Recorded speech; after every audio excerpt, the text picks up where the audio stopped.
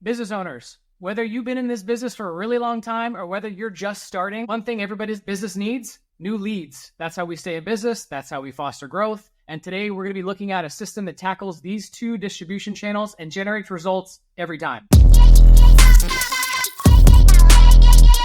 Google SEM and an active SEO campaign. Specifically, we're going to be using a recent proposal my team and I put together for a potential client as a case study to really illustrate these points. So we're going to be covering the benefits of this strategy, the drawbacks, the red flags when looking at service providers, how these two services work really well in tandem, how not all SEO and SEM strategies are created equal, how to determine your specific needs if you don't want to blow your entire marketing budget, the long-term and short-term effects. Listen, I know these things can be long, and if any of this intrigues you, you don't have time to stick around and listen to this entire case study, I get it. You're busy. Just click the link below and we'll shoot you over a summary of our combo as well as the opportunity to schedule a call if you're interested in learning more. First off, let me introduce myself. My name is Justin. I'm the founder of Rogue Rabbit Media. Basically, I've been in marketing for the last 15 years. We saw an issue with the industry. We really wanted to meet our clients' full needs, not just a piece of it. We started honestly as a creative agency back in the day where we were making collateral right and left. We were like, hey, our clients are really hungry for more. They're hungry for actual results. They're hungry for seeing this content move the dial for them. So ultimately, our goal was to create a one-stop shop for our clients who need data-driven, holistic approach to their marketing efforts, really partner with them to move the dial for them, really actually make waves with what we were creating, not just be able to keep them on for another month. We got really tired of that really fast. So I'm going to be playing devil's advocate today for our two subject matter experts, challenging them with questions maybe a potential business owner would ask them during the sales process or prospecting process as they try to find a partner. So without further ado, I'm going to start with Chris on the right, and my business partner at Rogue Rabbit Media. He'll tell you a little about himself, but we've been friends a really long time. He's a great guy, and he really knows what the hell he's talking about. Chris? Hey guys, Chris Piku here. I've known Justin forever and worked with him in so many different ways. A great business partner and knows a whole lot about the creative side of marketing and has done just a great job with Rogue Rabbit. I'm a serial entrepreneur and business investor and really just an internet marketing enthusiast. I enjoy building businesses that meet needs in the marketplace where we can find customers online and help them get the things that they need. And I think there's no better type of traffic to your website than search traffic, because the best thing about search traffic is people are looking for it. It's honestly one of the best, easiest ways to convert folks into customers and to bring leads in. Because you've already got somebody who's warm and looking for a solution that hopefully you can bring them and meet their needs. And so it's one of my favorite types of traffic. We do all kinds of stuff at the companies that I own and operate, but search is near and dear to my heart. A long time ago, I spent a lot of money getting trained as a search engine guru, and I dove in and lost a lot of money. That's the one fun part about marketing is that you pay for an education, regardless of where you went to school.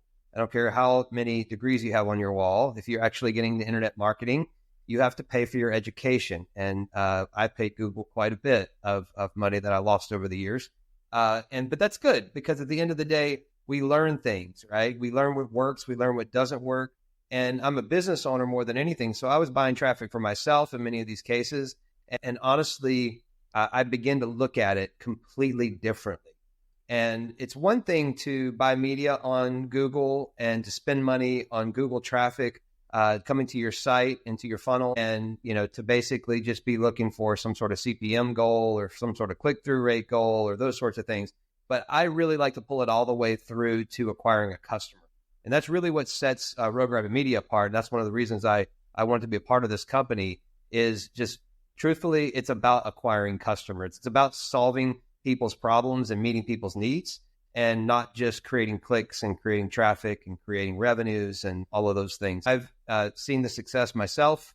I've been a part of it. I love the strategy behind all of it. And I'm just glad to be on this call today and, sharing the things that I have learned from my businesses and then also the things that we've been able to successfully do and try to do for some of our clients that we've done proposals for out at Rogue Rabbit Media. So thanks, Justin. And last but not least, Ian Dawson, good buddy of mine for a really long time and an amazing search engine optimization guru, works at Direction currently. Ian, take it away. Hey, thanks, Justin. Thanks so much for having me here. This is great to be able to actually talk about our industry and what we do here. I'm Ian Dawson. I'm the Chief Operating Officer here at Direction.com, and we focus primarily on SEO. But even deeper in that, we're really trying to make a customer acquisition channel for your brand to not only show up when somebody searches for what you do, but to actually be there in the longevity throughout that whole entire journey. If you type something into Google, there's over 300 billion search pages indexed within the search engine. And surprisingly enough, 96% of those pages don't even show up when somebody searches. And so if you want to be found, SEO is about getting those top 2 pages of Google. But if you're not on that top 1 page, you're not going to show up. So my goal here is to make sure your brand shows up where others aren't. I've been in the industry for over 15 years now and looking to continue to expand as the search engines evolve and morph into the next version of themselves. Can't wait to dive into some of these topics and kind of give you a roadmap of how this works and where it needs to go for your brand. So I think what I want to do first, guys, is kind of lay out a little bit of basic information because, we have people watching this that may know what these services are. You may have tried them before. You may have never heard of them. You may have heard of them and want more information, which is why this is great, right? So I think it's good to start off with a little bit of education, kind of get that under our belt before we dive into the case study, because that'll kind of set the precedence for why we're saying what we're saying and why we think what we think, if we kind of lay these little educational foundations first. So with that being said, we'll start with SEO. Ian, that's your wheelhouse. You could take this one away. When we actually think about SEO and we think about who it's for any brand that is looking to be marketed or be found. And when we actually start to dive into this method of how you're supposed to be found, we got to really do the research and the strategy behind that. And that's going to dive deep into the competitors. How are the competitors being found? What are they doing? What are the little piece of information they're giving out customers that people are actually looking for? And then reversing that and then finding how to then make a pillar based approach to your brand that duplicates and complements what they're doing, but doing it better. We want to figure out the different keywords they're being found for. We want to figure out the different topics they're talking about. And then we want to find a unique place within the marketplace that your brand fits in and create a strategy around that. Basically, we're engineering your competitors, right? Yeah, we're going to reverse engineer what they're doing and say, okay, based on this, if you were to put that into a realistic format, if you were to have a car, for example, and to understand how that car works, you got to take it apart. You got to disassemble the engine. You got to assemble the transmission. You got to go all the way down to the wheels of how the transaxles go together. And the same kind of thing happens with an SEO with the strategy. We got to disassemble the content plan. We got to actually take apart every little piece and then reassemble it to understand how we can then take it for your brand to identify a roadmap moving forward. By doing this, it allows us to then be able to look into every aspect of your website, everything from technical SEO to backlinks, also known as digital PR, to content creation, to be able to put together your strategy and a roadmap to be able to handle everything from the top down. And the way that's going to work is when we get into technical SEO, what we're really trying to do is make sure your website is structured to the point where Google can actually read it and unhide your website from Google. Because if things are not done correctly in your website, if the foundation isn't built correctly, much like anything else, if you think about a home or you think about anything that needs a strong foundation, then that thing's just going to fall apart as you start to build on top of it. And so, let me ask you a follow up though. So even if I have even if I just had my site redone, like I'm a business, whenever let's say I'm an e-com business, I just had my site redone, fresh graphics, logo's awesome, everything's on there. So you're saying that could still have issues from a technical standpoint where it could stop me potentially from even being found? Yes, absolutely. Because just because you have something that's pretty doesn't mean the back end work is actually formulated to the point that Google can understand it. Everything from your titles to your headers to your internal links to your schema implementation on the page all need to be corrected before Google can actually find your web page. If the fundamentals are not done, just like if you build a house, if the concrete bricks aren't put together correctly, it's never going to be found. And Google has actual stops in place to not rank your page. And so if you think about the fact that Google doesn't send traffic to 96% of all web pages online, and there's roughly, I think, I just read a remark that there's over 400 billion pages within Google's index. Google's not sending traffic to 96% of those pages. And so the reason they're not sending traffic to 96% of those pages is because the foundation of those websites are not good enough for Google to actually send things to them.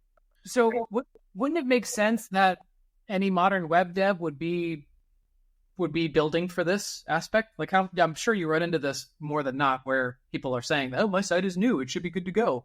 All right, wouldn't it make sense that most devs are building for this? Is that what you find in your experience or no? Actually, no. Web devs build to make things look pretty and functional. That's not exactly the same thing when it comes to SEO. Pretty and functional, what Google is looking to do is Google is looking to make, their mission statement, for example, is to organize the world's information and make it universally accessible and useful. And so if your information on your website is not organized and useful to their bigger purpose, they're not actually going to allow you to be found. And so if you don't follow the fundamentals within the technical SEO form of the internet, then Google is going to disregard your website. And most web devs have no idea what technical SEO is. You know, the only reason I'm asked this, I'm leading you there, obviously, but this is what happened in the case study we're going to go through, right? Yeah. So this is literally exactly what happened when this client came to us. This website was brand new, but we'll get into that. I don't mean to throw you off there. No, exactly. Most companies that come to us for SEO, the first thing we go into is how that website was built. There is wrong ways to build a website and there are correct ways to build a website, all the way down to what you're using to actually fundamentally build that site. We recently had a client of ours come to us to work on SEO. And as we got into the website, we realized we couldn't even work with it. It was like taking 2 or 3 different sites and putting it together into one. And think about that from a tangible way in the actual real world. Think about taking a car and then turning 3 cars into one car. You're going to have this hodgepodge mess that really doesn't work together. And if it doesn't work together very well, there's no way anybody wants to get inside that car and drive it. And so that's the same kind of thing when Google looks at a website that's not functionally put together correctly, it's going to look at it and say, no, you don't deserve to be in my digital city. This is my empire. And they're trying to build that. They're trying to build a road system. They're trying to build an actual city that you like to go to. And if your actual business isn't something that deserves to be on Google, they're not going to put it up in their top ranked positions. Makes sense. So this all kind of boils down to the 4 different primary things we're doing with SEO. Everybody thinks, I think, that when you actually start doing SEO, you're just kind of pushing a couple of buttons, changing a couple of letters, and that's it. And it gets much deeper than that. And it's all the things that you don't see that actually effectively make a campaign push and thrive. And so the first thing we're going to do is we're going to put together that strategy that's going to say, based on where you want to go, this is what we need to do. Following that strategy is when we start to actually implement the technical work, the digital PR, and the content creation, all based off that strategy. So once we get into the technical, we're going to analyze a complete site. And we're going to say, based off this is what we need to do to get you found for these specific keywords that have a certain search value. And don't sometimes doesn't that require, there's been instances where that requires a rebuild too, right? Like sometimes the site is in such bad shape that it's more work to fix it than it is to just take it down to the suds, metaphorically, and go back from there. 100%. Sometimes the structure would take, I don't know if we're going to put this in a real world example. You'll see a mall that was built in the 1960s and they close the mall down and it becomes vacant because it's no longer relevant for the style of today.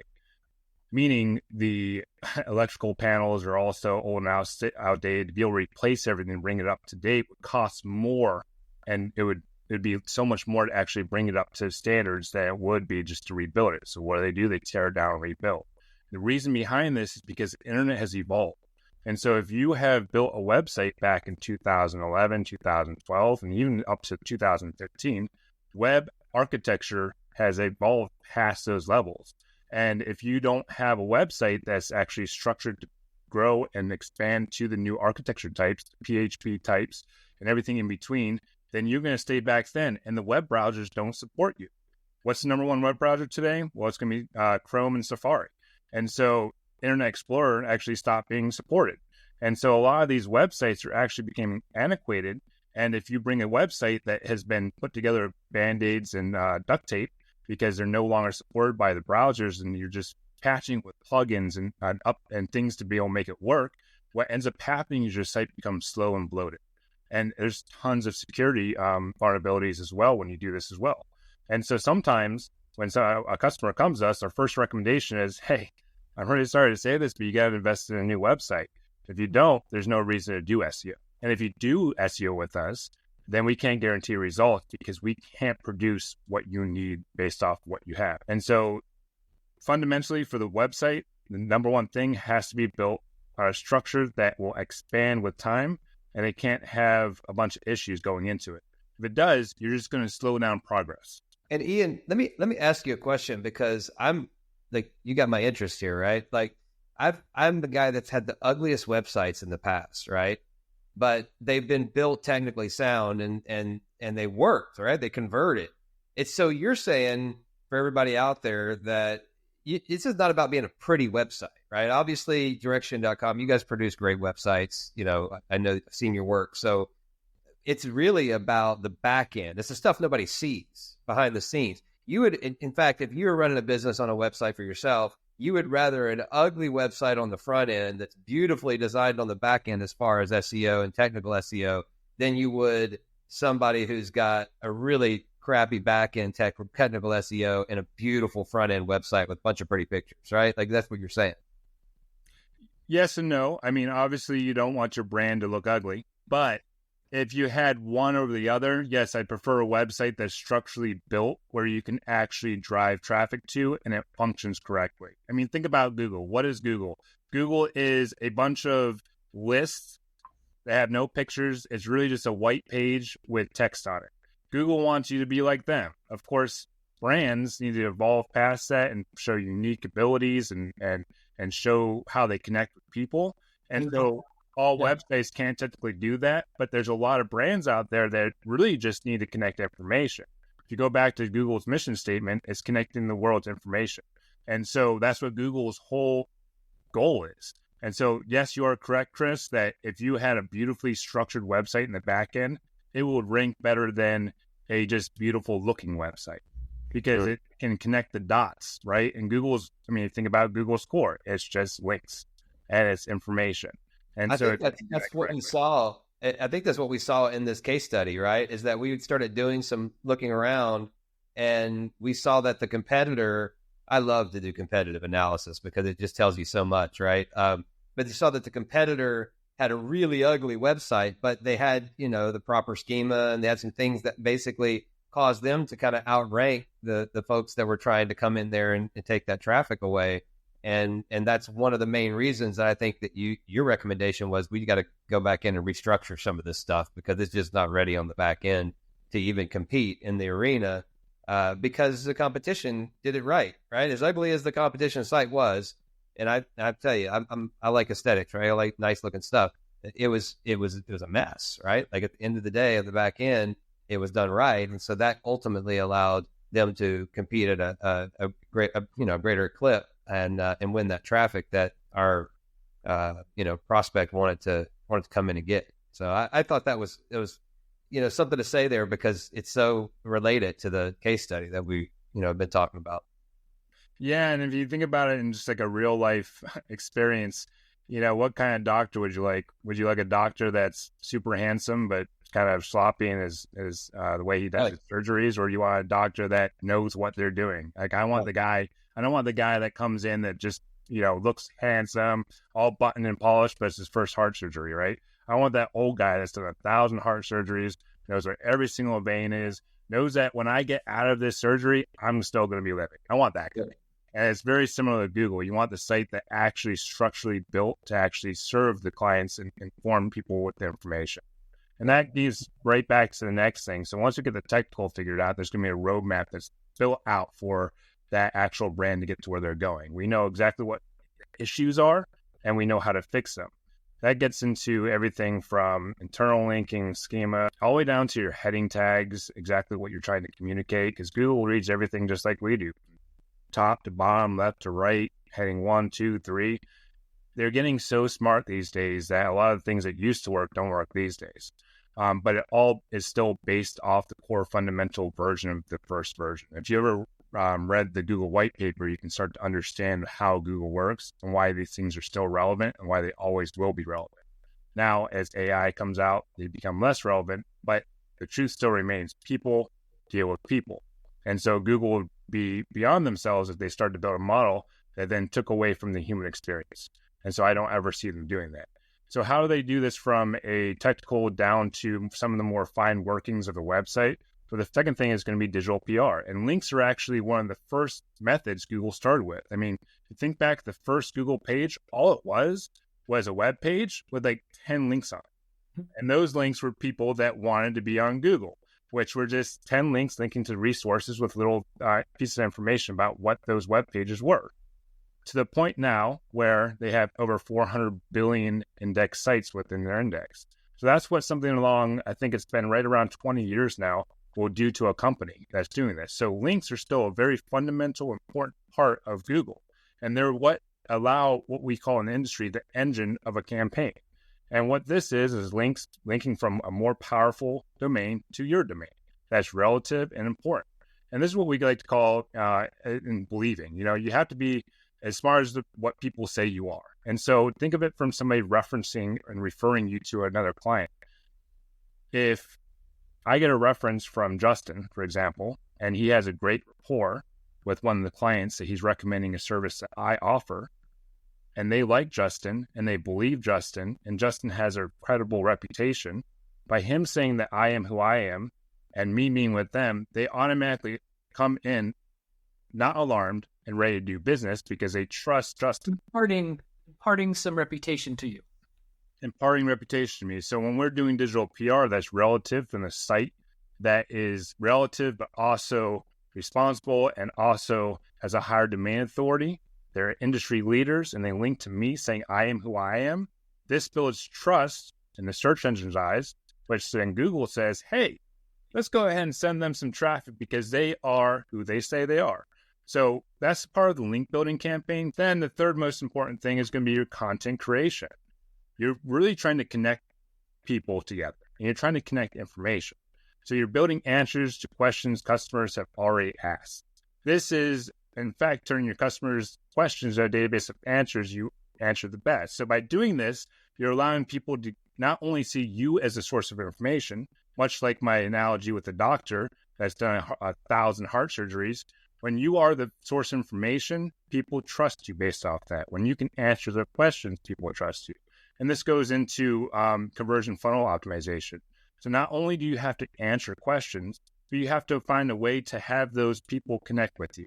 You want to convert them to be almost like followers of what you're doing to then reach out to you. So only customers matter at this point.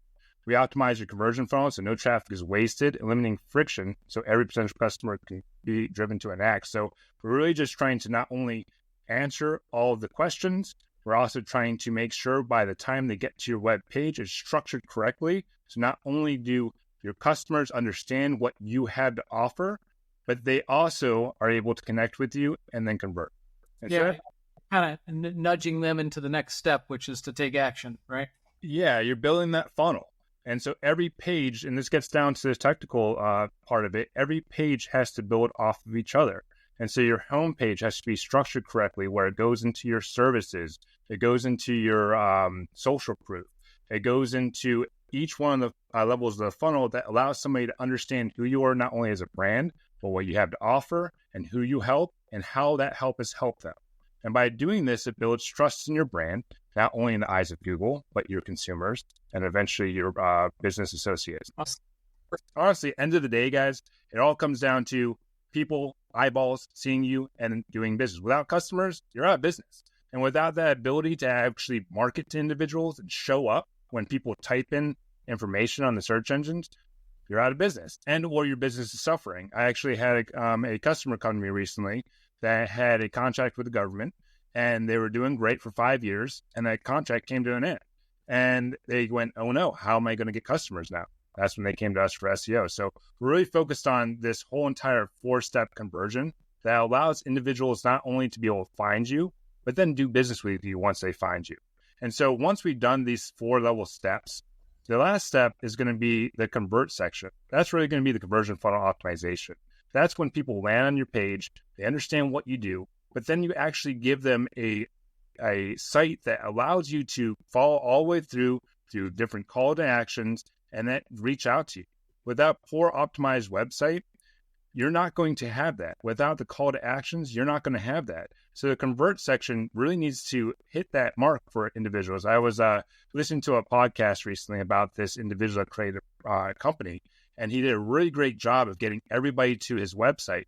The only thing he forgot to do was put a form on it and a phone number, so nobody could ever contact him. So he was getting all this traffic on his website. He's like, holy crap, there's 1,200 people on the website this every minute, and nobody's reaching out to him. And he couldn't realize, and he couldn't figure out why. And so if you want customers, not only do you have to make sure that the whole entire website's structured and built, and the content creation is built around questions people are asking, but you got to make sure that at the end of the day, they convert to conversion funnels, and making sure that all your call to actions on your website are built correctly at the correct spots, and make sure that it's actually functioning correctly.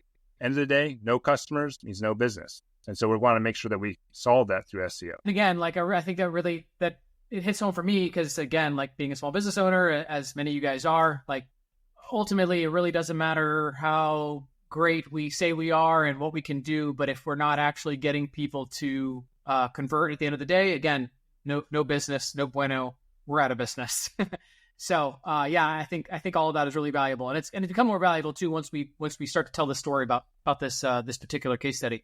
But real quick, I want to get into some of the building blocks at SEM and how great these two services really tie together to actually create results. Because at the end of the day, again, results is what we're looking for. Not well done websites, not well done funnels, not well done campaigns with catchy phrases and pretty pictures, but customers. So I'm going to let Chris get into this a little bit. Chris, take it away. Excellent. Well, thanks, Justin. I'm excited about this because I finally get to say the things that I want to say to almost every customer we talk to, right? That sometimes you got to bite your tongue a little bit because you don't want to piss them off too much. But if the truth be told, honestly, Ian nailed it, right? It's really a lot of work to get things set up the right way. And the problem is people are so excited about the products that they have that they just want to rush out and market them. Like, let me tell you about my product. It's so awesome. And so you throw up campaigns, and in our case, when we're like talking about SEM, you go and you load up your credit card, or you get a account with Google and terms, and you turn it on, and you just start spending money, sending people to your webpage that you designed that's so beautiful, and you just wonder why you're spending more than you're making. And I've spent so many years really trying to figure that out in my own businesses, and spending so much money that it really just required me to kind of go back to the basics. And what are the basics, really? When it comes down to it, we've got to be a good study. We've got to learn how to market. We've got to learn how to get into where people are what people are typing in, where they're going, and what's working in the internet, and what's working amongst our competitors.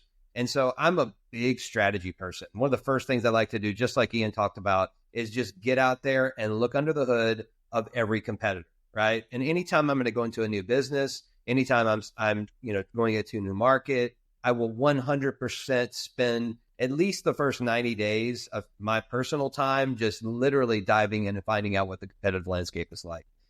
Without that information, I really am walking blind into a situation where I might be successful, I might not. There is nothing worse than spending dollars on clicks that are going into a page and going into messaging in a marketing funnel that just is broken. It doesn't work because it doesn't meet the user where they're at, right? And so it really takes a whole lot of work in the advance to figure out, okay, here's the product, here's the way it's positioned in the marketplace, here's the competitive landscape, here's what the competitors are doing, this is what their ads say, these are the landing pages that they lead to, right? And then here's what happens when they click through on the landing page, and here are the upsells, and here are the emails that they send out to me later on whenever I don't buy, and here are the emails they send out when I do buy. And you just literally, you reverse engineer the funnel and look at exactly what the competitors are doing in the space. And the truth is if you do that, and then you also understand how much they've been spending and how long they've been spending it, you can get pretty close to what you need to do to launch something and not lose money from the start. And that is literally 95% of the battle, in SEM, is being able to put together a campaign that at some level with some subset of keywords, you'll be able to make money from the start and acquire customers at a profit. Because at the end of the day, that's all we really want, right? We want to acquire customers at a profit. And I've talked to so many businesses and I ask, what are you doing in search, right? What kind of keywords are you buying on Google? Like, what is your budget? And so many people, we don't really do search, we do. But some people that Ian didn't care. He likes SEO. But at the end of the day, like even spending money on SEO, and that's an absolute thing that you should do. The other side of things is, in order to put fuel on the fire, a lot of times is really just to put a budget behind SEM. And there's so many people that I see that don't even have a brand campaign. Like they're not even bidding on their brand name. They go out there into the marketplace, they do things on Facebook and they do things on TikTok and they, maybe they got a billboard or whatever it is that they're doing. And somebody goes to Google and types in their brand name and their competitors are bidding on their name. And so their competitor ads come up and they don't even show up as a result, right? In the paid results at the top of the page. And like that is the simplest lowest hanging fruit you can imagine, right? Like brand campaigns typically convert like 30, 40%. Like it's just you do that, right? That's the free advice today, right? If you don't hire Rogue Rabbit Media for anything, go find out what a brand campaign is and launch one. You need it, right? Even if you don't do SEO, just go do a brand campaign. But like I say that because like so many people will rush in and they'll look, okay, here's my product. Let me go tell people about my product in my ad. Let me get them to click through. Let's look at what the competitors are doing, right? That's the very first thing. And then it really comes down to the next step, which is tracking. Now, this is near and dear to my heart because like we track things like I got this Oura ring here. I'm tracking my heart rate. I'm tracking my sleep. We are tracking things all the time. But so many times business owners, they don't get the idea that they just need to track every dollar that they spend and figure out exactly what's working and exactly what's not working. And I think that's really something that gets propagated by agencies, marketing agencies in the space that really don't want accountability. And that's one of the things that irks me the most is going to spend money with a marketing agency that will let you go spend money without tracking the success of those dollars. And I'm not talking about Mickey Mouse type tracking, right? I'm talking about real tracking that you can actually get down into the details of what keyword worked and the timestamp of the conversion and all of the things that you need to understand what went right, what went wrong. And it's setting that stuff up in the beginning that sets you up for success. So many people rush out there and they'll just spend money and they don't know where the conversions came from. Like we spend this much and this much comes in. Do you know how much waste there is in a campaign where you can't really look at the results of what's converting and what's not converting? So we really spend a lot of time in tracking. And if you looked at our tracking templates in Google for my companies, you would be blown away. Like we've got all the APIs hooked up on the back end. We've got a call center. So we're sending over call center conversions the next day. And we've got all this stuff dialed in as far as our SMS and email remarketing. And Google knows if Google touched a deal, Google knows that it touched it and we give it credit so that it knows at the end of the day, that's the type of traffic we want, right? Because what Google will do if you just go in there and launch a campaign the way that, they make it really easy is they'll just send you whatever they want to send you, right? They're selling inventory. And you don't want Google's idea of inventory coming to your site. You want the inventory that works coming to your site. You want the clickers that are going to be customers. Again, this is not about just blowing up some campaign and sending a bunch of traffic to your website so you get a bunch of clicks. Vanity metrics, right? Everybody's like, money, right, Chris? They'll spend it. Want to spend your money. Do you know how much money? Seriously. I'm going to tell you, I'll rewind and tell you, like I have learned this firsthand through failure, right? The absolute failure. I've spent, $500,000 in a month and only made back like 200,000, right? So I've like lost $300,000 in a month on Google traffic. Like that's a painful thing to do, right? But collectively over all of the years that I've been doing Google, I spent over $100 million and I'm trust me, I don't lose. I wouldn't be here if I was losing money on it, right? And the reason that it works is because I track it, right? It's because I track it and I turn off the things that don't work and I turn on the things that do work and I optimize based upon that tracking and all of that information that we gather and look at in reporting. So And then really what it comes down to is offer construction, right? So remember, the first thing that we did is we went out, we looked at what the competitors were doing. Second thing that we did is say, okay, I understand what my strategy is. I'm going to build my campaigns around what competitors are doing that are currently working. I'm just going to go compete head to head with these guys out there and see what I can do to take some of that traffic, right? And I construct that campaign and I put the tracking in place so that I know what's working, what's not working, right? The next thing is I need to take also some of that competitive intelligence that I had out there and looking at what the funnels are for my competitors, what pages are, everything looks like from the people that I'm competing with on a regular basis. And I'll say, I need to construct an offer that looks like this. Listen, the thing that people make a mistake about a lot of times is they'll put up an ad and they'll try to sell their product in an ad. Look, you are not supposed to try to sell your product in an ad. It's just not enough space to sell a product. And on top of that, the user is very selfish. And so usually when you look at the keywords, they're thinking about what they need and what they want and a lot less about what you're selling or what you're offering, right? The last thing you want to do is try to educate somebody in an ad that they need, something from you. And so the ad is there, really the headline is there to get somebody to click through, right? But the problem is when you create really great headlines that get people to click through your page, but you don't put them on a page that actually talks about the thing that they want, right? That's a recipe for disaster because your bounce rate will go through the roof and you'll spend all that money on clicks, but you won't have a page that's relevant to the user that just clicked through.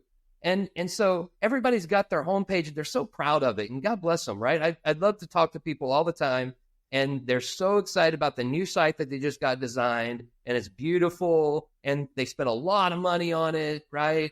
And I know, Ian, on your side, you're like, you want to go behind the scenes and look at what all the technical stuff looks like on the back end to see if it's worth anything, right? Because pretty pictures are pretty pictures. Everybody likes a pretty website. I'm looking at it from the standpoint of like, this person just landed here from clicking on a how to do something keyword, and there is nothing about how to do that on this landing page. And that is just the absolute biggest waste of money ever. And so a lot of times what you have to do, depending upon the product that you have and the industry that you're in, is you have to segment and group those keywords, and you have to build several landing pages, right? So a landing page is not a home page, right? Let's just get that out of the way. A landing page is a page that's designed to move an audience that comes from a clicked ad into a funnel that they're going to engage with, right? So that landing page just has to have very relevant information about what the user's looking for. And so what I do in my companies and my businesses, before I go spend money in search, is I build an offer out so that the ad is built to get people to click through to the page, and the page is built to get people to click on the CTA. And so when they click the CTA, they go into my funnel. And that next page that they see, guess what that's built to do? To take them to the next page. And you may have a 2-page funnel, a 3-page funnel, a 4-page funnel. I've got all of the above, right? But one thing leads to the next, and the goal is just whatever they did on that page is to get them to the next step, right?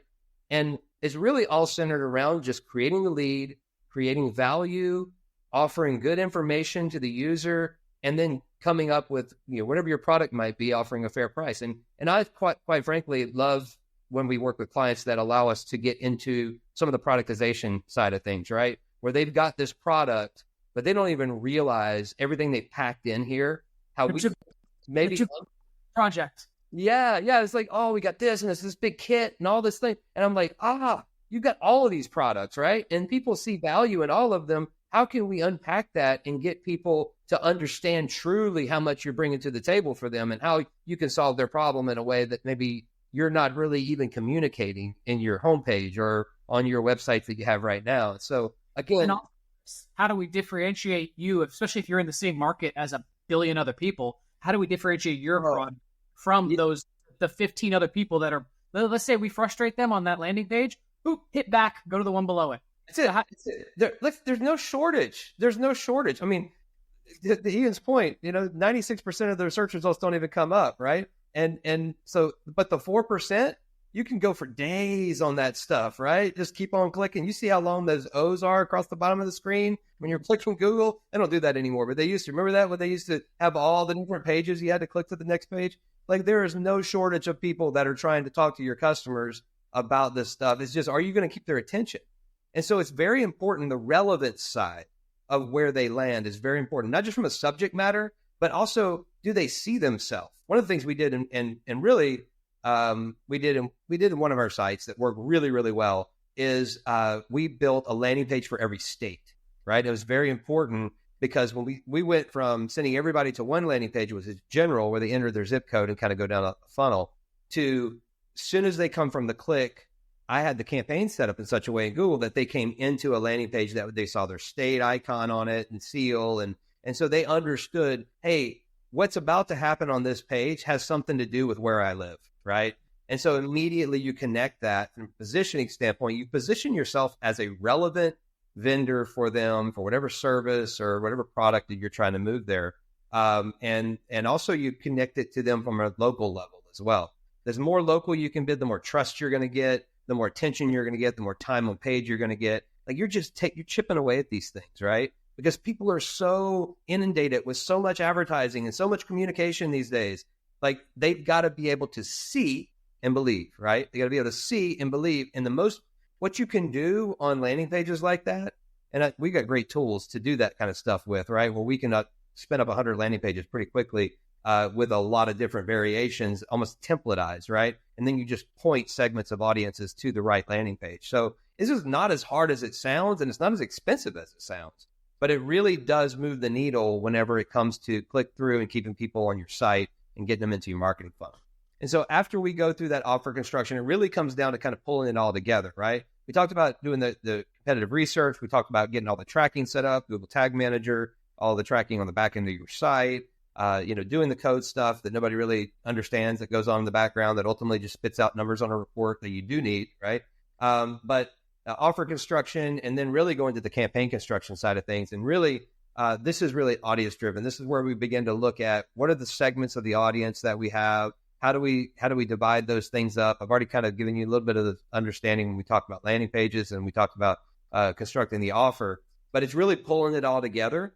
And it really starts talking about the back end as well. When somebody comes to my site, my goal is to have a relationship with them, right? Like you got to think of it that way. You can't think of it as like, this is somebody, this is a clicker, or this is a user. I like to think of it as a real person that I want to have a conversation with. I want to have a relationship with this person, right?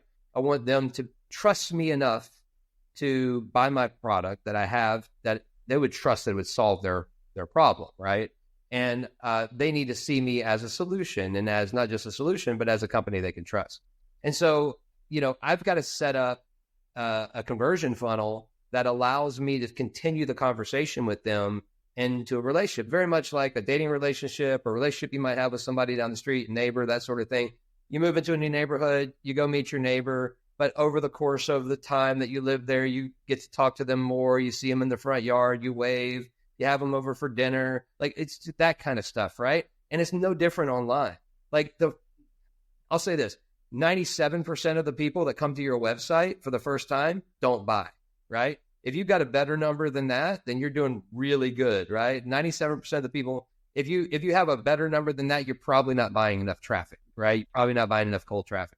But the truth is this, is that you've got to go down a road with those people. You got to hold their hand. What does that mean? It means I need to take a lead in, and I need to have emails that go out to that lead that bring more value. I need to have opportunities, maybe even discounts and things like that I can do to try to win their business and get them into the family, right? Like that's the whole idea here. It really is about creating customers. It's about creating value so that customers can trust you and they can buy your product. And then closing the loop of actually getting good reviews, because it really is a feedback loop. If you're not getting good reviews on your product and you don't have a platform for doing that, you don't have a strategy behind the scenes to do that, then you're really just wasting good opportunity, because the best thing you could possibly have is customers that are telling other prospects that you're a good guy, right? That you have a good product, that you're a great company. And when you're doing that, and then you can take those things and put them into your marketing funnel, so you have social proof, man, that becomes the magic that makes it all happen. And you go from a 2% conversion rate to a 3% conversion rate to a 4% conversion rate to a 5% conversion rate. And this is what I love. I heard this somewhere. I don't remember who it was, but he said, he who can spend the most to acquire a customer wins, right? And how do I buy more customers? How do I get more competitive in the marketplace? How do I afford the SEO that I need in order to be able to go out there and get the traffic from all of the different search engine results? What I do is I optimize my campaigns to the point where I can afford more than the next guy on that click so that I can rank higher in the search engine and I can get the massive amount of clicks that come from being in the very top space, right? That's my goal. I want to do it, but I don't want to lose money doing it. So I take the time and I take all the metrics and I just work my way up. And this is the kind of stuff that I love working with business owners and talking to business owners that understand this stuff. It's very hard for me to talk to people that really are just like, yeah, can you set me up a Google campaign? Well, what do you like? What is that going to do for you? Your website is horrible. You have a homepage you have one landing page with, it's one of those scroll pages. You see everything's on it. And you're looking at it and you're like, that doesn't even ask them to do anything, And so that kind of stuff really is just, it's just a waste, man. And I'd rather not take somebody down that road. There are plenty of agencies out there that will do it. I've met a few of them and I could give you their numbers if you want, but and not us, not Rogue Rabbit and not anything I'm associated with, and absolutely not our businesses. I don't work with people like that because once you understand the system of acquiring customers and closing the feedback loop and acquiring more customers, it is just a process that works again and again and again and again. As long as you got a good product, as long as you're a good company, as long as you're solving problems, then the marketing stuff is it's fun, actually. It's fun whenever you do it the right way, right? What's not fun is when you're just losing money doing crazy stuff and you're not tracking it, you're not, optimizing it, you're not putting the right numbers together. It's just, I don't know. It was helpful, hopefully, but that's ultimately what I like. And the thing you mentioned there, Chris, in the beginning when you're talking about the funnels and leading somebody to another individual, that's where I believe SEM and SEO really pair up nicely because what SEO really do is trying to connect the dots of ideas, right? To try to lead somebody down a journey of connecting the website together to different prompts to allow somebody to understand the topic and its whole entire system. And when you're able to do that with SEO, then it subconsciously also helps SEM because now you have a page that's structured and built for that whole entire system to work correctly. Yeah. I love it because here's the thing that you'll find in SEM is when you're trying to create that variation of landing pages, you can go down a rabbit hole that's pretty deep, right? And a lot of times it doesn't pay off because there's not enough traffic that Google sends to paid clicks for a lot of how-to and where at and all of the questions people ask, right? There's a lot of that type of traffic, but there's such little clicks that go to those sorts of things. It's very hard to build a landing page for every one of those things. But what is good is to have, good SEO on the other side that does answer questions like that for people. And you show up in different places like snippets, and you show up in different places like first page results. And I know we hired direction for one of our projects, right? Not too long ago. And you guys built out, was it 50 pages for us for one of our sites? And it was just all of this information stuff that people are always looking for, right? They're really all looking for just answer. Basically, you built out all of these pages, like 50 pages with all these answers on for these questions that people ask and all this different stuff. And quite frankly, it's been one of the most impressive things that I've seen on our site in any investment that we've made in any SEO stuff, right? One thing I love about this long form conversation, this is always a conversation, not always, because like Chris said, sometimes we get in front of a customer who's been down a journey once or twice before, right? They've either had another business or they've struggled with other agencies in the past trying to accomplish these goals. So one thing I love about this long form conversation is this is the stuff we want to tell you when we're talking to you, but again, it's hard to meet someone where they're at and not spend 2 hours talking about this, right? Because we don't necessarily know, what you've tried, what you haven't. We're trying to paint a picture of what works. There's a lot of technical to it, why it works. But at the end of the day, it acquires customers. And that's why we're so long-winded. That's why we're getting into this at detail, right. Because it does work. And that kind of takes us into like why we even decided to do this, right? This was all born out of a real life scenario that frustrated the heck out of us because we're literally trying to educate the client as we are trying to pitch them like, hey, this is the solution you need. So that's what this was born out of, trying to answer that question for future prospects, future business owners, future CMOs, marketing managers, so on and so forth. So anyhow, I want to get into the case study a little bit so we kind of paint a picture using what we just talked about and then kind of show you real world application of why this stuff matters and why we arrive at these conclusions and why the strategy works. So that being said, just to touch a little bit about like who we are a little bit. Like I said earlier, we're a marketing collective. If you haven't heard of that before, that's because it's something that I think is relatively new to the industry. We are attempting to give our customers access to the best resources on the planet when it comes to each of these individual disciplines, right? The truth of the matter is it would cost you multi-million dollars a year to afford a marketing team that knows all of these things backwards and forwards, right? These are very skilled disciplines. Gone are the days of the jack of all trades the one guy who could do all of these things, right? It's too nuanced for that. So we are a marketing collective. We work with the best in all of these disciplines, and they're our partners, and they deliver every time. And we vetted these people so you don't have to. That's essentially the idea of what a collective is. So that brings me to my case story, to the beginning of this story. One of my other partners, Sarah, who works at the Market Co., she does a lot of our design work. She's incredible, best in the business, like the top tier, and she's also amazing and a good friend of mine. So she came to us with a really great project. I'm going to call them Smith & Co. Let's Smith & Co. That works. We're good with that. All right. So Smith & Co. Smith & Co. comes to Sarah and they're like, hey, we are attempting to basically enter the market and steal a lot of market share really fast. And like any other startup, they want to hit the ground running. So Smith & Co., they're trying to revolutionize the game in online yacht sales and brokerages, right?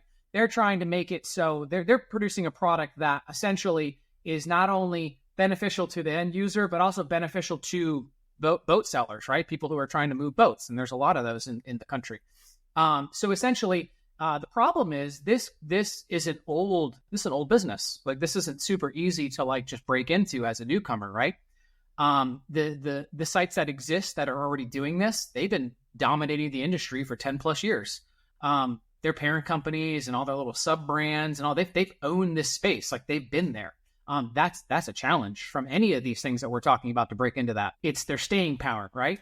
So anyhow, long story short, their goal is to come out of the gate swinging, steal market share on behalf of basically their brokers who hate their current system, right? And how things are done online to move boats by third party, or basically like how does an individual come to the internet and find boats, right? They want access to as many boats as possible, as many unique boats as possible in a wide range of areas. And so naturally, a brokerage website would solve that problem, right? So they're trying to come out the gate swinging and steal this market share. And that means one thing to us when we hear that. They need qualified traffic.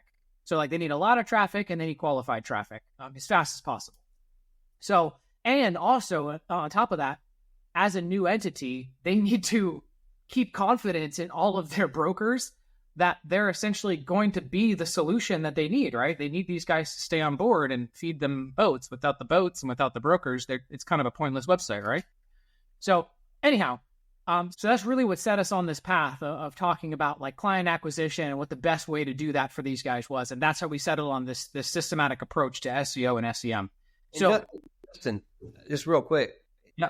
I think you find this to be true. And this is not just this client, but you hear this all the time. Like, I need it and I need it really fast, right? Like people are so, when they come, that's so like, I need customers. I need clicks. I need traffic to my site. I need a website really fast. Like I need this. It's all really, really fast, right? Like when you did this one, right? You did this thing, like you proposed this thing and you're trying to meet the client's demands, right?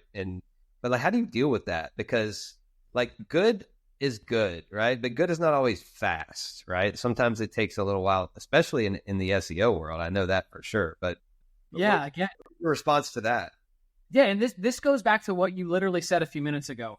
There's a bunch of agencies out there who will tell this guy, "Hey, Smith & Co., we can get you 10,000 hits, every month or whatever, depending on how much money you're dropping on this, right? We can get you traffic right now." That may be true, but here's the problem: like at the end of the day, those brokers don't care about clicks to the site. If those brokers care about moving boats, and so. Instant traffic to a site with what did we just talk about?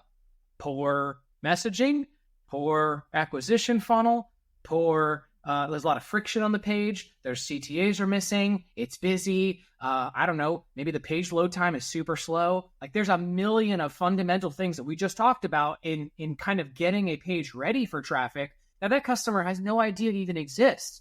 And so like the hardest part of this entire pitch and the hardest part of this problem is the amount of education it takes to kind of instill these values and ideas of kind of SEO and SEM to these customers who want to partner with us to combat all of these I'll get you those 10,000 clicks you're looking for agencies out there, right? We need to break through the noise and show, look, for something that works, something that has staying power, these are the foundational aspects we need. I know you don't want to hear you need your site redesigned because you just paid for it to be designed. That sucks. But like we're telling you, even without looking at the back end, basically just what's available for the public, it's poorly designed. And this is going to be a problem and you're going to waste money. And so essentially that sets the stage, hopefully, for the kind of people that, and again, it's not the customer's fault. What you don't know is what you don't know, right? We're not demonizing the customer. We were the customer and then we educated ourselves, right? So that is what birthed this whole conversation. And so what I want to get into is a little bit of the details about Smith & Co.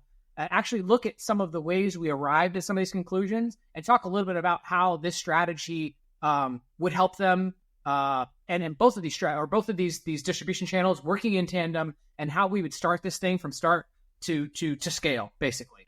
Was that? And to that point, what I like to tell customers is you can have it three ways. You can have it either good, fast, and cheap, but you can only have two of those at once. So you can never have them all three. If you want something that's good and fast, it won't be cheap. If you want something that's good and cheap, it won't be fast. And so there's the kind of like methods I like to tell some of the customers, because with SEM and SEO, you can get places fast. It's definitely not going to be cheap. You can get somewhere for cheap, but it's definitely not going to be fast. So I think that doesn't mystify SEO is a long game, where SEM is the short game, but it can also be the long game, right? And I like to compare it to track and field, right? You have people that can run that 100-meter dash really fast, but you put them in a 4 or 300 or 3,000-meter run, and they're most likely not going to win. So when it came to pitching Smith & Co., essentially, surprise, surprise, we went back to our strategy, right? Like we have to look at the competitive landscape. We have to see who they're up against. What are these behemoths that are standing in their way of their customer acquisition? And so that leads us again back to our first step for both of this is strategy, is competitive research. So I want to show you literally what that looks like. So you see the exact same stuff we're looking at when it comes to looking at our competitors. We'll call out what's important, why it matters to you, and how this actually ends up with, again, you beating out your competitor and gaining that customer at the end of the day. So Ian, you want to take us into one of their main competitors here? Yeah. So what we're going to do here, and the interesting thing is a lot of these same keywords that affect and work within SEO also are a key indicator for SEM as well. You're targeting the same keywords, only one happens organically and one happens up in the search organically. Another one is going to come up in the page. So regardless if you're doing SEM or SEO, they both mean the same thing. So when we look at this specifically in the realms of SEO, the first thing we're going to look at, because it's one of the main indicators, is their domain rating. What this is going to signify is how many links are pointing to them, saying they are who they say they are. It's their reputation. How many sites are referencing them for the resource of what they sell, for what they do, or the information they distribute. This individual, Yacht World, was one of the main competitors, has, number one, been online for a very long time. So they have one of the most important things, which is going to be longevity. And so this brand was starting brand new, circa 2022, 2023. I don't remember exactly when. They don't have one of the core fundamentals of longevity. So to compete against somebody that has longevity, we have to look at one of the core indicators, which is going to be their domain rating. Number one, they have 38,000 websites pointing to them. So that's like 38,000 people saying, you are who you say you are. And so to even begin to start competing, we have to begin building relative links to this new brand. And so the way you can compete against an individual like this is to build high authority links to the new website. It doesn't have to be 38,000 necessarily, but it has to be high quality links. Your rule too, Ian, though, about moving fast. If the faster we move, we can do a lot of digital PR. We can acquire a lot of links really, really fast, but it's not going to be cheap. It's not going to be cheap, because you have to understand it's not just building a link from one side to another site. It's building information on that site, talking about what you offer on that site. So about 500 words about everything you do, and then saying, this is the individual, this is the website that does that. And so not only do you have to find the publisher that's relative to your industry, Because you can't, for example, take a link from Home Depot and send it to a yacht site. It doesn't make any sense. It doesn't have any correlation.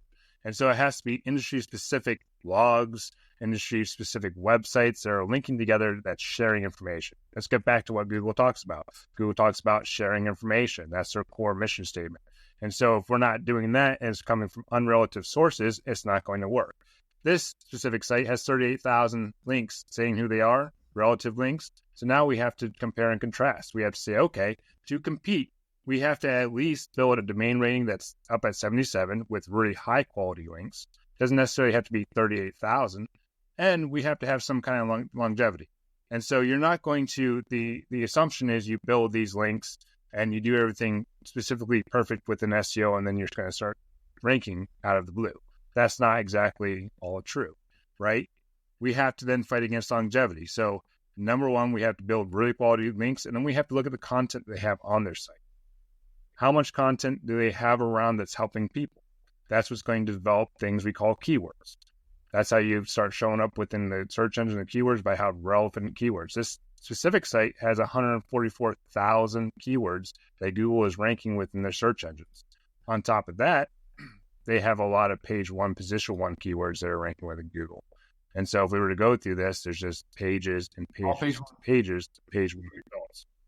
And so they have content built around every single one of these specific brand name boats and or style of boats. So now we know on the strategy side, now we have to build web pages around every single boat they want to offer and build an index within their website with content, with images for every single brand name in order to compete against this individual as well. They have 144,000 results that are ranking within the search engines. Now, some keywords, there's going to be multiple keywords for a specific page, right? So for example, all these different keywords lead to one page. So you can have 400 keywords leading to one page as long as you do the correct information. So not the correlation isn't one keyword per actual page. Correlation, there could be hundreds of keywords going to one page. And so we can do the reverse analysis to say, based off this, if we want to rank number one for power catamaran for South Florida or for sale in Florida, we have to look at this page and then break it apart of what they've done here. Well, this one isn't too hard. This one tells us that they just put a H1 tag up here, and they have a whole bunch of boats that are actually ranking for catamaran. But then if we go down below, we can then understand what they've done on this page, and we can start breaking it down. So when we get into the actual research and what we need to do on these pages, when some of the back-end stuff we were talking about before, the things you don't actually see, the structure, the things that Google's looking at to understand what your page is about and why they should allow you to rank, we can use a tool. This one specifically is called a detail, is made by Detail. And it will show you the title tag, the description, the heading text. So Google is really going to focus on your heading text first to read what the page is about, understand it. If this information isn't here, Google is not going to rank this page for anything. And so some of these things actually have to be built into the code of the web page for things to actually be found. Otherwise, power catamaran boats for sale in Florida, that will never actually show up for Google if this is not here. And so with this tag right here, we have to make sure this tag is actually targeting the keyword and the actual intent behind the search. Getting back over to Ahrefs, we can then do that research on every single page, understand how the page is built, why it's built, and understand what we need to do in order to rank similarly for these individuals as well. Out of the 144,000 keywords that's being produced, is pushing 617,000 people to their website organically. That's valued at $80,000 per month in PPP spend if you were to spend that in Google, possibly even more. And so when we start to dial down into the top pages, what's actually driving traffic, what's not driving traffic, what's doing really well, we can then start reverse engineering what to do for this actual specific brand and what we need to do in order to compete against this brand. And if you see here, there's a whole lot of pages that need to be created, all the way up to 1,003 pages that need to be created in order to compete against this brand. Now, you don't have to start all at once, but the budget that goes behind SEO to get you to where you need to go goes beyond not just doing some technical things, but building out every single one of these pages, finding the images, finding the content, creating the connection so Google can start reading your page effortlessly and actually effectively. But couldn't I, if I'm Smith & Co., couldn't I just let's just say Monday's no issue, or I need to hit the ground running really fast and I have a lot of heavy hitters, my brokers have a lot of money to spend on SEM, on PPC, right? Kind of just throw a lot of money at this, Chris, and get people to these pages or get people to the site really fast, get a lot of clicks and get a lot of traffic? You can throw money at anything, right? If you got money to throw it. But I mean, I'm of the opinion that when I look at this, like the first thing I've got to understand is that these keywords are coming from people's minds, right? And they're are matched up. It's stuff that we just looked at. Really, they're matched up to what Google calls search queries. And so there's a number of different search queries, right? That link out to certain keywords that then ultimately are tracked in different pages and all of that stuff. But you gotta understand this stuff is coming from people's minds. You can go put money in the machine and see what happens, right? In some cases, you might want to do that. You might want to test some traffic going into the site, right? Go spend $1,000 for here or whatever. But, and then look at your results. But I can tell you that the thing I want to do is I want to click on those CTA buttons that were on that page, right? And I want to say, what happens after I click that CTA? First of all, a confused mind always says no, right? So I just looked at a page, I searched something, I saw all of these results, right? And so what does that do? It's just like overwhelming, right? So it depends upon what the user has in their head and what they actually type in to be where you actually want to take them. You take them as far down the funnel as you can, leads to a higher conversion, right? Don't give them as many choices. Like people say they want choices. People don't want choices, right? People want what they want. People want what they want, right? And they usually in Google, the great thing about it is they type it into a computer and they push enter.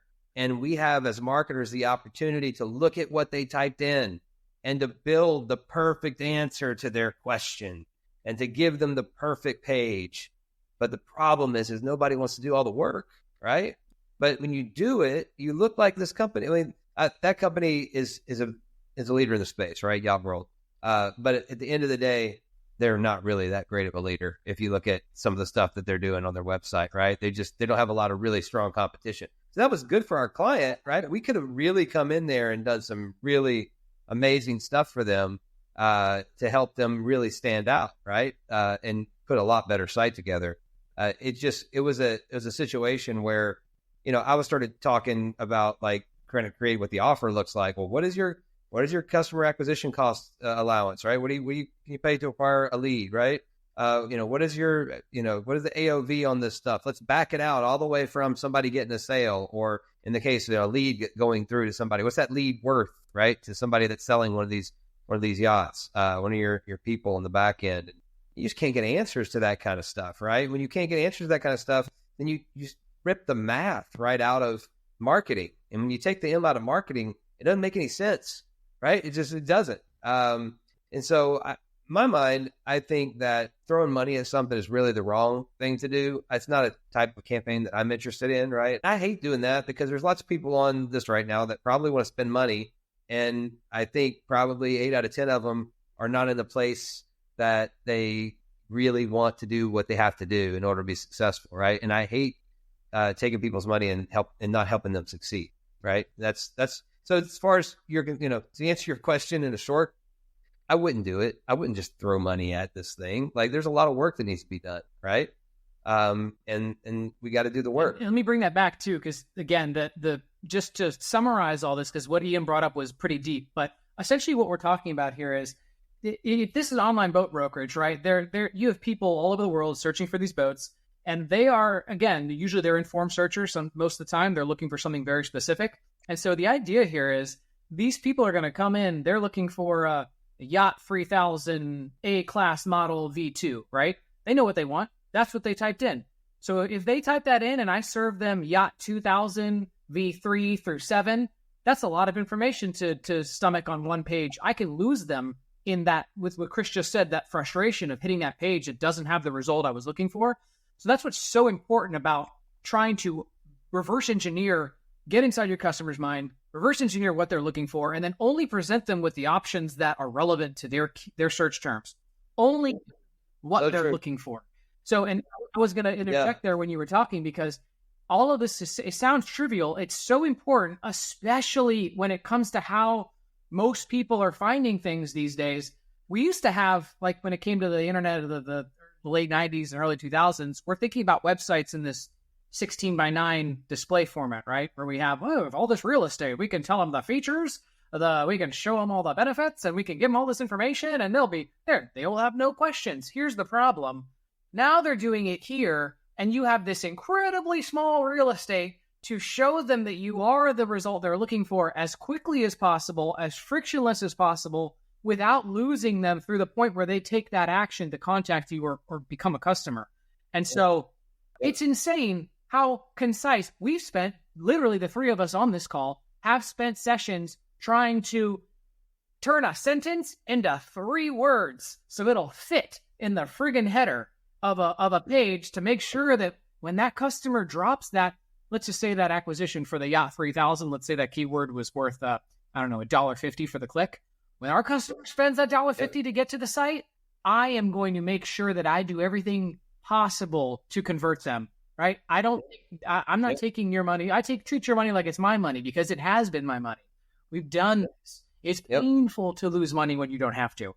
So long story short, I love that, because ultimately this goes back to, again, Ian pulled up that site.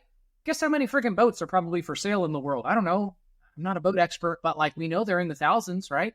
So essentially the task at hand, once we started diving into this research, is we needed to create thousands of landing pages relevant to these keywords to compete, because that's what exists now. Did they do it overnight? Did not Yacht World do it overnight? No, like that. It was probably a painful process to get the catalog up online. Yeah. But if you want to hit the ground and compete with these guys, this is what we're telling you have to do. You have to reverse engineer. And I'll say, what a lot of people will say whenever they hear this, right? Because that seems like a daunting task and a very expensive one at that, right? And what a lot of people will say is, well, can I get $5,000 worth, right? Like, can you give me just like this much, right? Maybe I can't really compete with them. And the truth is, goes back to what Ian said earlier, right? Yeah, we could give you $5,000. You need to understand, though, that this is a restructure in a lot of ways, and this is a new way of thinking. And there's a whole lot of back end work that needs to go into place to make something like this work, even compete at any level, right? At any level when it comes to SEM. We wouldn't want to drive traffic to those sites. I was going to bring something up, but you said something a while ago about somebody that's typing in a specific boat model, right? It's been found out, and I've looked at this in my own, we used to have real estate sites, and people would type in addresses, right? That they're looking for a particular house. And we had a feed from realtor.com that we would throw on our site, and they would type in an address, and we would want to rank for that address on that real estate site, right? That would be one of the things we were trying to do.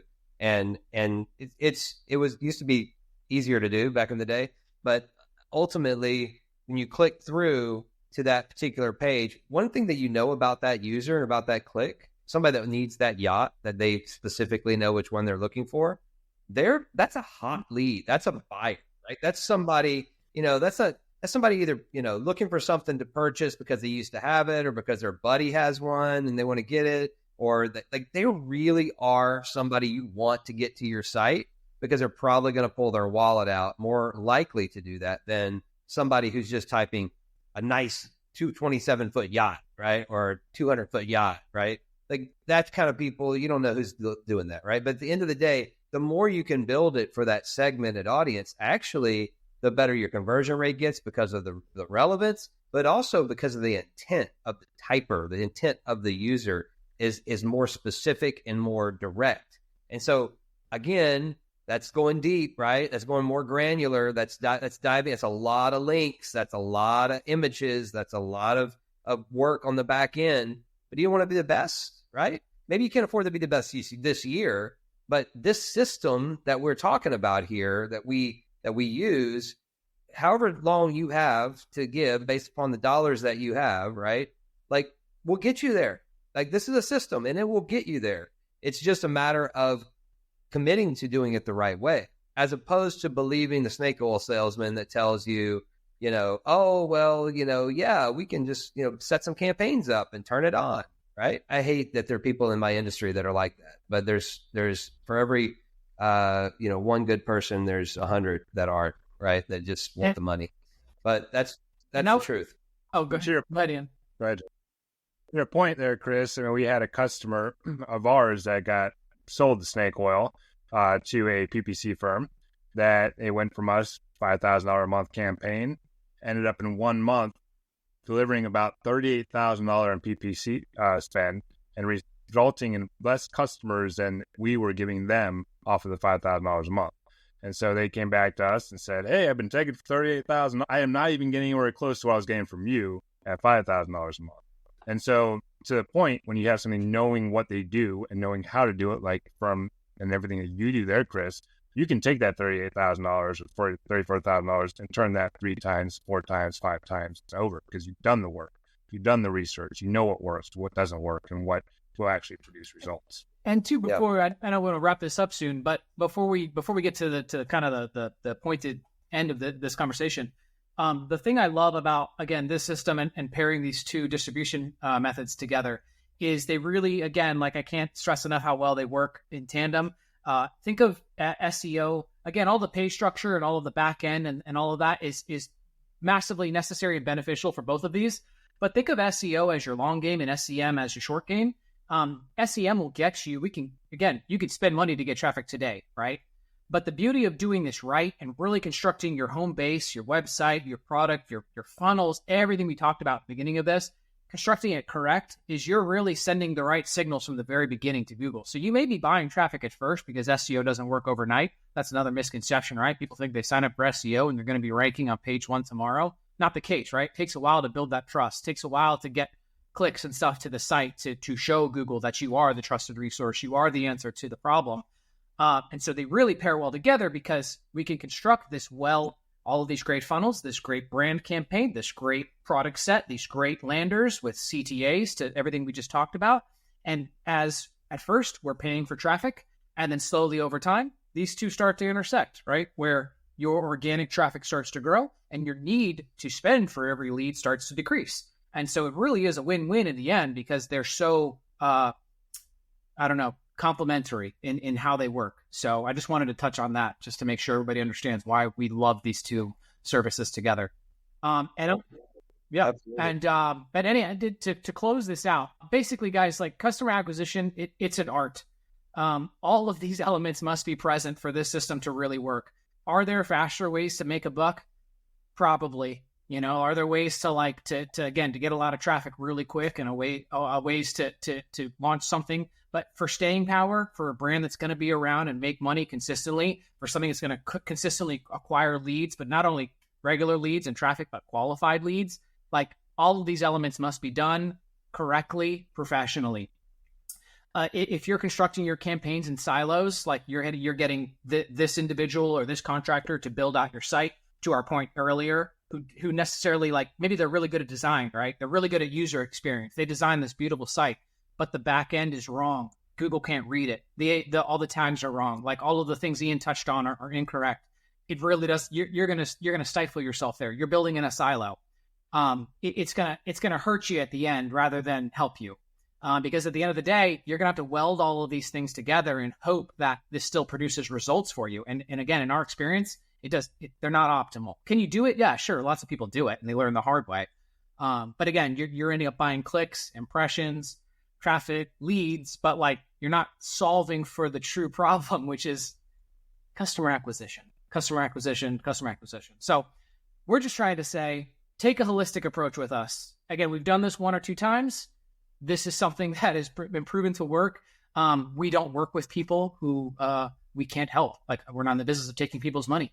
And so this is why we preach this gospel. This is why we'll say this to the end of time. This is a viable system for most businesses. And again, that's why we adopt this method of a market collective. That's why Rogue Rabbit Media is a market collective. We only work with experts who solve for their distribution channel, who know it in their sleep.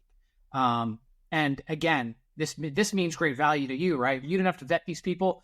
You didn't have to hire a jack of all trades and fall on your face. You didn't have to throw a lot of money at all this traffic and play these games of learning the hard way with spending a ton of money. So we really want to work with people who are customers and partners who are budget-minded, who know we've kind of done our homework and done this stuff ahead of time, put the legwork in. And guys, am I leaving anything on the table? No, I think the thing that stands out to me is I think we love doing this stuff, right? That's why we do it. And it's kind of weird, right? To love doing things like this, but it's like our passion, right? I like to solve problems. I like to take people and things that, you know, they got a great product. You know, I like to build great products as well myself. That's a passion of mine. And then just tell the world about them, right? And make sure that that I make it really easy for people to buy. And I don't know. I think you nailed it, Justin. This is a great opportunity for people who are business owners who may or may not know things about marketing, right? It's not that we don't all at some level know something about marketing, but to really be able to tap into, like you said, this collective of talent. This is not Fiverr, right? This is not what are the other ones? I don't know. This is not Upwork, right? That's not what this is, right? This is people that I've hired, Justin's hired. We've worked in our own brands. We've spent a lot of money. And then we finally just said, we've got all of these jewels that ultimately just do amazing work.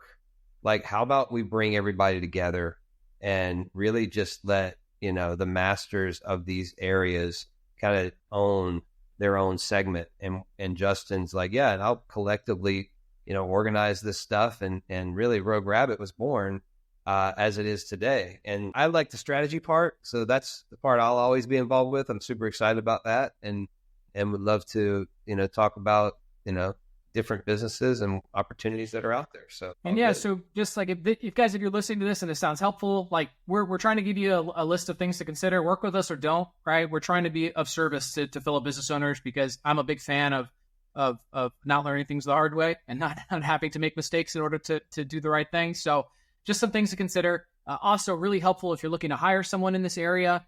These are some great things to ask when you're looking for somebody to help you with any of these services. You know, ask them, hey, like, how am I going to compete? What are my competitors doing? Like, these are all really, really powerful resources when it comes to onboarding someone to do one of these things for your company. And even some questions to ask yourself, like Chris said, some people don't know the math behind their customer acquisition. They don't know how much it takes to spend to bring a customer in. Is that profitable? What's my marketing budget? How much can I spend at a loss on the first campaign to make up for it in the remarketing campaign? That's something a lot of people never think about, right? So there's a lot here. And again, like it's nuanced. So be careful out there. Ask your contractors a lot of questions. Grill them. We're hoping you guys got something out of this today. And if you have questions, hit us up. If you want to work with us, hit us up. We'd love to hear about your product. Thank you guys. I appreciate you joining me. All right, we'll talk soon. Bye. Bye.